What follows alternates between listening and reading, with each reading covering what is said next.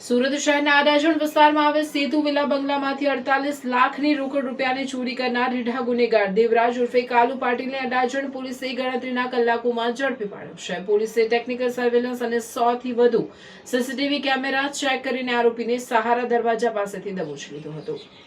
ઝડપાયેલ આરોપી પાસેથી ચોરીના રોકડા રૂપિયા, સોના ચાંદીના દાગીના, વાહન અને મોબાઈલ ફોન સહિત 48,85,000નો મુદ્દામાલ રિકવર કરવામાં આવ્યો છે।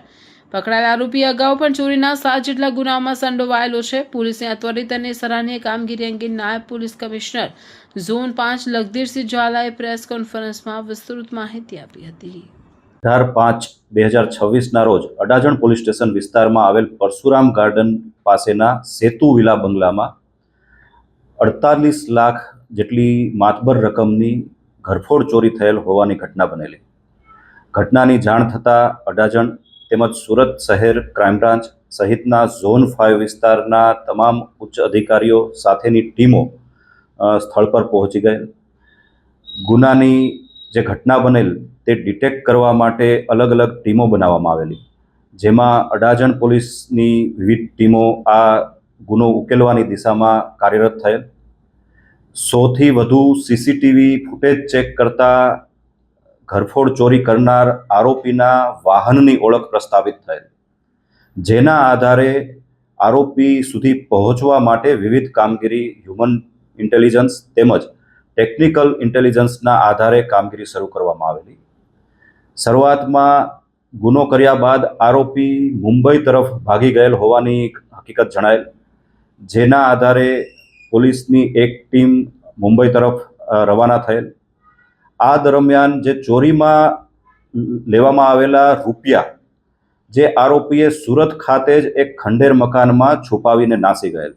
જે પૈસા લેવા માટે આરોપી પરત સુરત ખાતે આવેલો અને આરોપીનું પગેરું મેળવી પુણા વિસ્તારમાં આવેલ સહારા દરવાજા પાસેથી આરોપીની અટકાયત કરવામાં આવેલી।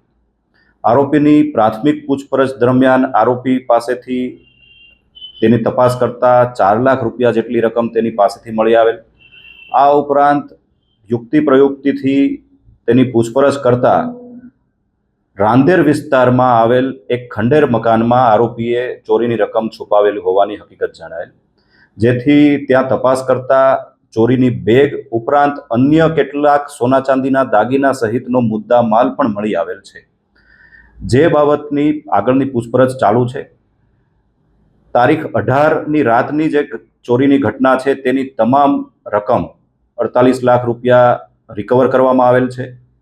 આ આરોપી દેવરાજ પાટીલ અગાઉ પણ 7 જેટલા ગુનાઓમાં વિવિધ પોલીસ સ્ટેશનોમાં ઘરફોડ ચોરી સહિતના ગુનાઓમાં સંડોવાયેલ હોવાનું જાણવા મળેલ છે। એ ઉપરાંત તાજેતરમાં પણ એ ક્યાં ગુનામાં સંડોવાયેલ છે તેની પૂછપરછ હાલમાં ચાલુ છે। સુરત શહેર પોલીસ પોતાના નાગરિકો તથા તેની માલ મિલકતની સુરક્ષા માટે કટિબદ્ધ છે। ભવિષ્યમાં પણ કોઈ પણ પ્રકારની ઘટના બને તો તેને રોકવા માટે અને તેને આરોપીઓને પકડવા માટે સુરત શહેર પોલીસ કટિબદ્ધ છે અને કોઈ પણ સંજોગોમાં સુરત શહેરના નાગરિકોની સલામતી માટે માનનીય પોલીસ કમિશનર શ્રી અનુપમસિંહ ગેહલોત સરના માર્ગદર્શન હેઠળ સુરત શહેર પોલીસ કાર્યરત રહેશે।